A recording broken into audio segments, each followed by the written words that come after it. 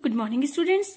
I Gunjan Garg going to explain a very wonderful chapter of 8th class, that is J, the Jewel of India. Children, it is Unit 5, Section C. Let's discuss this chapter, J, the Jewel of India. Let's start. How many things can you think of that are associated with the name Tata? Now read about J.R.D. Tata's contribution to modern India. Now the writer is saying to us that कि आपके ऐसी कितनी चीजें हैं that can you think of that are associated with name of Tata, यानी जो टाटा के नाम से जानी जाती हैं. There are so many things around us that are associated with the name of Tata. Now read about J.R.D. Tata's contribution to modern India. Children, in this chapter we will study about the contribution of J.R.D. Tata to modern India. Okay students, let's start. The aviator. Aviator means pilot, a flying man. Okay. In 1930, a tiny Pashmoth with a single engine drone over the arid expanse of Iraq at about 90 miles an hour. ये बच्चों 1930 की हम बात कर रहे हैं. एक tiny पश्मोथ जो एक एयरक्राफ्ट था एक सिंगल इंजन के साथ, और वो कॉन्टिन्यूअस लो वॉइस कर रहा था. Drone means continuous low voice कर रहा था, और एक जो एरिड एक्सपेंस यानी एक शुष्क एरिया था इराक का, और and at about 90 miles an hour, मतलब यानी पर आवर 90 माइल्स की स्पीड से वो उड़ रहा था. The pilot was a young man of 26 who was flying without a radio, without landing aids and without any instrument except for an altimeter, a speedometer and a compass. अब देखिए children, जो उसका pilot था वो 26 years का था, और उसके पास जो था वो जो उड़ तो रहा था, लेकिन उसके पास रेडियो भी नहीं थी ताकि वो किसी से कम्युनिकेट कर सके, और उसके पास ज्यादा लैंडिंग एड्स भी नहीं थे. लेकिन उसके पास विदाउट एनी इंस्ट्रूमेंट, इस तरह के उसके पास कोई इंस्ट्रूमेंट नहीं थे, और उसके पास क्या था, केवल एक एल्टीमीटर, एक स्पीडोमीटर और एक कंपास था. तो केवल उसके पास यही टूल्स थी, इन्हीं की हेल्प से वो अपने इस पश्मोथ को उड़ा रहा था. In the distance rose large bluish mountains. तो वो एक मतलब दूर पे एक ब्लैश माउंटेन था, वहां पे वो उसको अपने जो एयरक्राफ्ट था उसको उड़ा रहा था. He press forward in that little plane to reach beyond the last blue mountain. और उसने प्रेस किया आगे की तरफ अपने उस लिटिल प्लेन को. उसे कहाँ जाना था, लास्ट वाला जो ब्लू माउंटेन था वहां तक. That young man was Jahangir Ratanji Dadabhai Tata. This is the full form of J.R.D. Jahangir Ratanji Dadabhai Tata.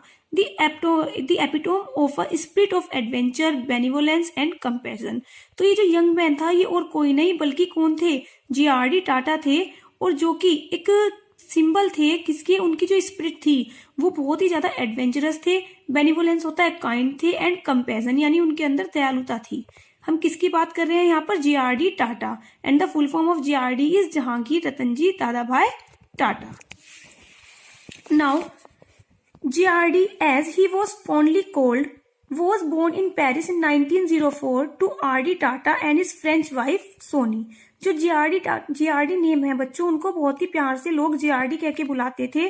और उनका बर्थ कहाँ हुआ था, he was born in Paris 1904. और जो उनके फादर थे रतनजी टाटा, R.D. टाटा, और उनकी जो मदर थी वो फ्रेंच थी और उनका नाम था सोनी. As a adolescent he loved flying, यानी जब वो अपनी थोड़ी यंग एज में पहुंचे तो उन्हें फ्लाइंग मतलब वो बहुत ही लव करते थे फ्लाइंग को.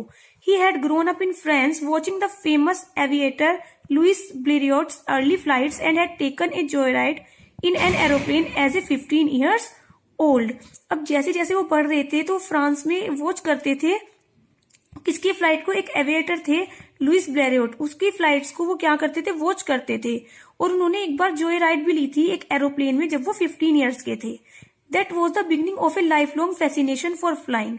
और ये क्या थी, उनकी बिगनिंग थी, जो उन्होंने लाइफ लॉन्ग फैसिनेशन क्या होता है, उन्हें बहुत ज्यादा जिसे अट्रैक्ट किया, जो फैसिनेशन था उनका, क्रेज था उन्हें फ्लाइंग के लिए, तो ये उनकी वहां पे बिगनिंग हुई. In 1929, at the age of 25, J.R.D. became the first Indian to be granted a commercial pilot license, of which he said, "No other document has given me greater thrill than that blue and golden certificate." अब J.R.D. Tata जो है became the first Indian, वे पहले ऐसे Indian बने जिन्हें commercial pilot का licence मिला, और जिसको पाकर उन्होंने ये बोला कि कोई भी no other document has given me greater thrill, यानी कोई भी और डॉक्यूमेंट मुझे ऐसा थ्रिल नहीं देता जितना कि ये ब्लू और गोल्डन कलर का सर्टिफिकेट देता है, जो उनका सर्टिफिकेट था commercial pilot license. In 1932, he started an airmail service connecting Bombay, Ahmedabad and Karachi. और 1932 में उन्होंने क्या स्टार्ट की, एक एयरमेल सर्विस स्टार्ट की जो कनेक्ट करती थी हमारे 3 सिटीज को, बॉम्बे, अहमदाबाद और कराची को. JRD was beginning to see his dream unfold. अब इसी के साथ जीआरडी का जो ड्रीम था एक बहुत बड़ा पायलट बनने का, अपनी एयरक्राफ्ट स्टार्ट करने का, उनका ये जो ड्रीम था वो अनफोल्ड हो गया, यानी वो सच होने लगा. In 1932, Tata Aviation Service, the forerunner of Air India, took to the skies. अब 1932 में जो टाटा एविएशन सर्विस थी उसकी स्टार्टिंग हो गई एयर इंडिया में.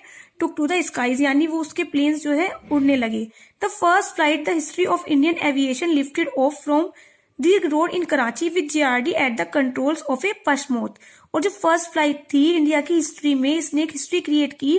कहां से चली? दीर्घ रोड कराची से. और जीआरडी जो थे उन्होंने उसको उस पश्मोत को कंट्रोल किया. JRD nurtured his airline up to 1953. अब जीआरडी ने 1953 तक, देखिए 1932 में स्टार्ट हो गई थी और 1953 तक जो जीआरडी थे उन्होंने ही इसकी देखरेख की. When the government of Jawaharlal Nehru nationalised air India. और तब फिर क्या हुआ, जब हमारे प्राइम मिनिस्टर बने मिस्टर जवाहरलाल नेहरू, उन्होंने इस एयर इंडिया को नेशनलाइज कर दिया. It was the decision which saddened him. उनके इस डिसीजन से वो थोड़े सैड हो गए. कौन? JRD Tata. Nevertheless he continued as a very dedicated chairman to the company. लेकिन इसके बावजूद भी उन्होंने क्या किया, वो उस कंपनी के एक डेडिकेटेड चेयरमैन के लिए उन्होंने अच्छे से अपने एफर्ट्स डाले. Air India was never just a job for GRD, it was a labour of love. अब ये जो एयर इंडिया की, ये केवल उनके लिए एक जॉब नहीं थी, उनका क्या था, लेबर ऑफ लव था ये. He personally supervised every aspect of the airline. यानी वो थे तो चेयरमैन उस कंपनी के, लेकिन फिर भी वो पर्सनली हर एक चीज को, उसके हर एस्पेक्ट को क्या करते थे, सुपरवाइज करते थे. Under his stewardship air India became an award winning world class career. और उनके इस काइंड कंट्रोल में, इस गाइडेंस में क्या हुआ, एयर इंडिया बन गई एक award winning world class career बनी. His guidance principle was work ethic. Children, work ethic होता है कि manner and attitude towards work. यानी जो उनका गाइडिंग प्रिंसिपल था, तो उनका एक वर्क के लिए एक वर्क एथिक था. Always aim at perfection for only then will you achieve excellence. यानी तब तक अपने काम में, अपने एम में परफेक्शन देते रहो जब तक तुम एक्सीलेंस तक नहीं पहुंच जाते. और JRD believe that trifles make perfection but perfection was not trifle. यानी कमियों से परफेक्शन आता है लेकिन परफेक्शन में कमी नहीं होनी चाहिए, उनका गाइडिंग प्रिंसिपल था. Now JRD as the nation builder. JRD had a deep sense of national interest. He was grieved by the poverty he saw around him and concluded that the country's progress lay in controlling its population and in ensuring its people were educated. अब जो GRD थे वो एक सच्चे देशभक्त थे. उन्हें बड़ा दुख होता था जब वो अपने आसपास पॉवर्टी देखते थे, गरीबी देखते थे, और वो बोलते थे कि किसी भी कंट्री की प्रोग्रेस तभी केवल पॉसिबल है जब इसकी पॉपुलेशन को कंट्रोल किया जाए और जो इसकी पॉपुलेशन हो, जो इसके पीपल हो, वो एजुकेटेड हो. He fervently believe that India had great intellectual talent. Fervently means होता है बच्चों वेरी सिंसियरली. तो सिंसियरली वो इस चीज में बिलीव भी करते थे कि इंडिया के पास बहुत ज्यादा इंटेलेक्चुअल टैलेंट है. यानी यहाँ के लोगों के बहुत ज्यादा उनके पास बुद्धि है, उनके अंदर बहुत ज्यादा टैलेंट है. Nation building wasn't मियर rhetoric for him. जो नेशनल बिल्डिंग थी वो उनके लिए केवल एक बात ही नहीं थी.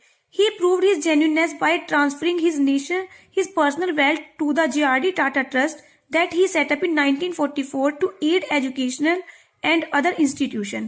ये उन्होंने अपनी जेन्युइननेस को, उन्होंने तब उनकी जेन्युइननेस हमें देखने को मिलती जब उन्होंने ट्रांसफर कर दिया अपनी पर्सनल वेल्थ, अपना पर्सनल पैसा जीआरडी टाटा ट्रस्ट को, जो उन्होंने सेटअप की थी 1944 में, जो काम करती थी किसके लिए, aid education and other institution. बहुत सारे इंस्टीट्यूशन के लिए उन्होंने वर्क किया.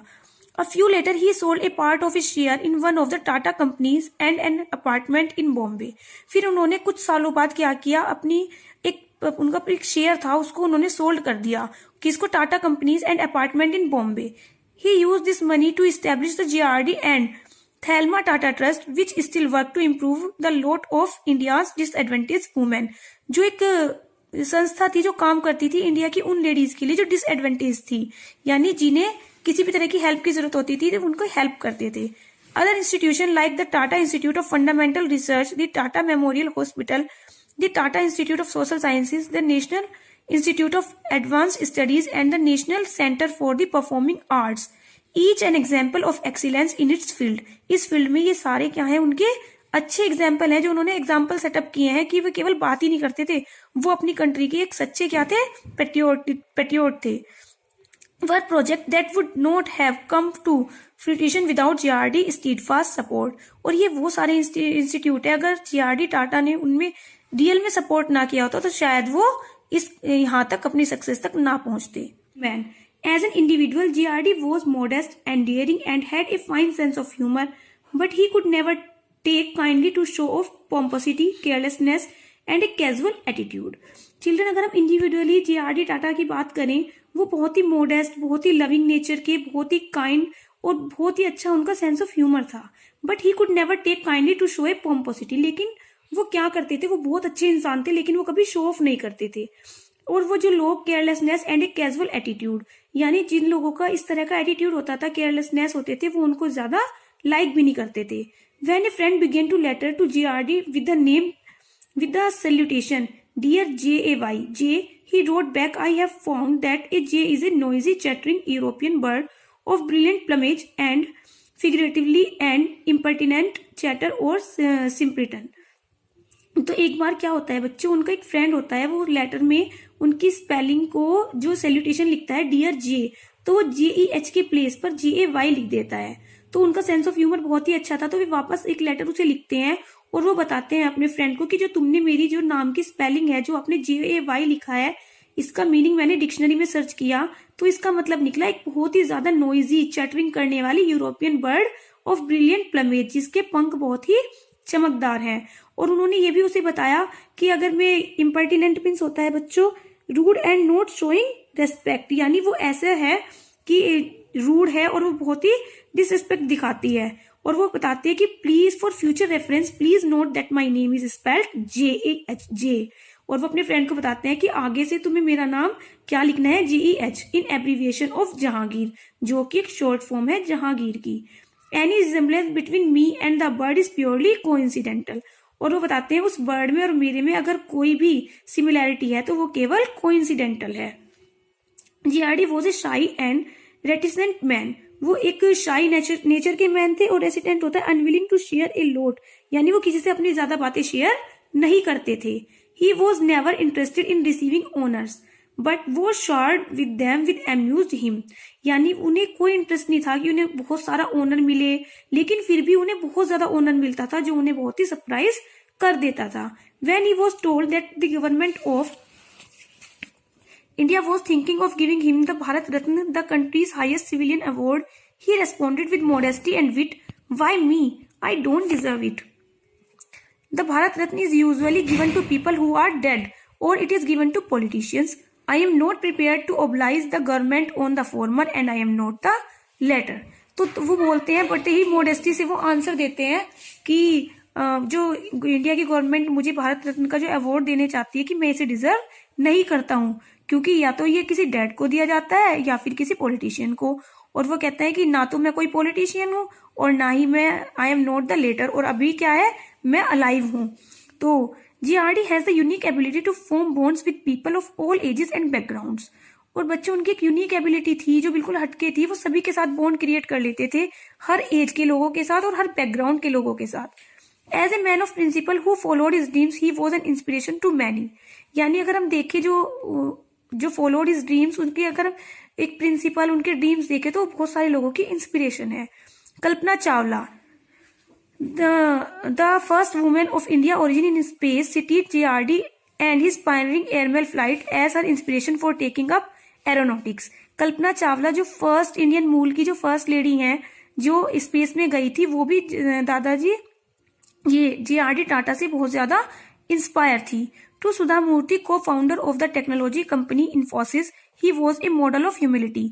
सुधा मूर्ति जो को फाउंडर है इन्फोसिस कंपनी की, वो उनके लिए क्या थे, he was a model of humility. उनके लिए वो ह्यूमिलिटी के मॉडल थे. नोबडी वॉज टू इनसिग्निफिकेंट और small for him to acknowledge, यानी उनके लिए सब लोग इक्वल थे. One of the JRD colleague recounts that he GRD personally taught the office boy how to use the vacuum cleaner more effectively. यानी वो इतने बड़े इंसान होके भी उन्होंने अपनी एक ऑफिस में काम करने वाले बॉय को ये सिखाया था कि वैक्यूम क्लीनर को मोर इफेक्टिवली कैसे यूज कर सकते हैं। He touched the lives of countless others, rich and poor, manager and workers, who were drawn to him as a leader who demonstrated principle of trust, sincerity and diligence। यानी वो बहुत सारे लोगों की इंस्पिरेशन है। उन्होंने बहुत सारे लोगों को क्या किया है, किसी तरीके से इंस्पायर किया है, चाहे वो रिच हो, पुअर हो, मैनेजर हो, वर्कर हो।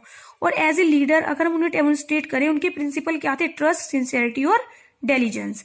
GRD died in the Geneva Hospital on 29 November 1993, a contented happy man। तो GRD टाटा जो थे उनकी डेथ हुई थी जेनेवा हॉस्पिटल में 29 नवंबर 1993 में। लेकिन वो क्या थे, कंटेंटेड यानी संतुष्ट और एक खुश इंसान थे। Knowing he had brought good cheer and happiness to many as a true son of India। वो बहुत सारे लोगों की खुशियों का कारण थे और वे भारत के एक सच्चे सुपुत्र थे। With his death, a noble bit of India and Indianness was gone forever। और उनके डेथ के साथ भारत का एक जो सच्चा सपुत्र, जो भारतीयता उनके अंदर थी, वो हमेशा के लिए चली गई। Okay students, I hope you understood. Thank you for watching this video. Thank you once again.